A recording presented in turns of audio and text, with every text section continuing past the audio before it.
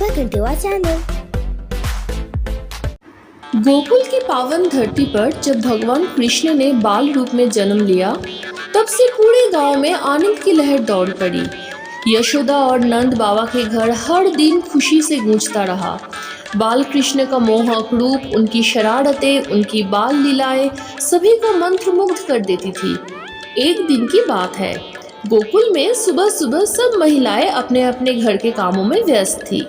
यशोदा मैया ने भी बड़े प्यार से माखन मथकर मटकी में रख दिया था और उसे ऊंचे पर टांग दिया था ताकि लड्डू गोपाल की पहुंच से वो दूर रहे। फिर उन्होंने कान्हा से कहा, लाला अब शरारत मत करना, माखन मैंने तुम्हारे लिए ही रखा है, लेकिन दोपहर को दूंगी। कान्हा मुस्कुराते हुए बोले, ठीक है मैया, लेकिन उनके मन में तो कुछ और ही योजना चल रही थी।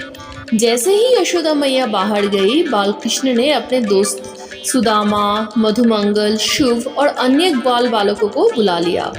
वे सब कान्हा के हर योजना में साथ देते थे। कृष्ण ने कहा, देखो भैया, माखन ऊपर है पर बिना मटकी फोड़े उसे खाना है, चलो एक पिरामिड बनाते हैं।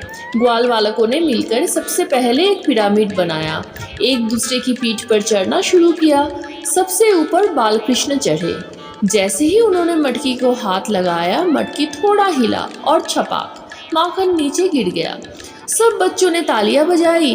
फिर कान्हा ने मटकी का ढक्कन हटाया और हाथ भरकर माखन निकालकर नीचे कूद पड़े। सब ने मिलकर माखन खाया और उनके चेहरे पर माखन ही माखन लगा था। तभी अचानक यशोदा मैया आ गई। उन्होंने देखा, अरे ये क्या, मटकी खाली, जमीन पर माखन गिरा हुआ और ये सारे ग्वाल बालक मुंह पर सफेद निशान लिए बैठे हैं।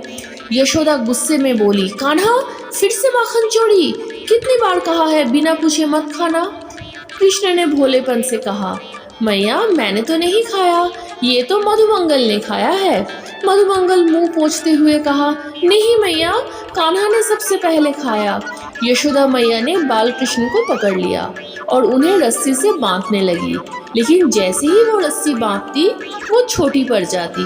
उन्होंने कई बार कोशिश की, लेकिन हर बार रस्सी थोड़ी कम रह जाती। यशोदा थक कर बैठ गई।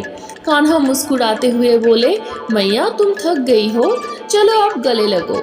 यशोदा भाव विभोर होकर कृष्ण को गले लगा लेती है। उनका गुस्सा पल भर में बदल जाता है। गोकुल की गलियों में ये खबर फैल जाती है कि एक बार फिर माखन चोर ने कमाल कर दिया, लेकिन कोई भी नाराज नहीं होता, क्योंकि सब जानते हैं कि ये माखन चोरी नहीं, भगवान की लीला है, जिससे वे सबके हृदय में आनंद और भक्ति भर देते हैं। Don't forget to like, share and subscribe.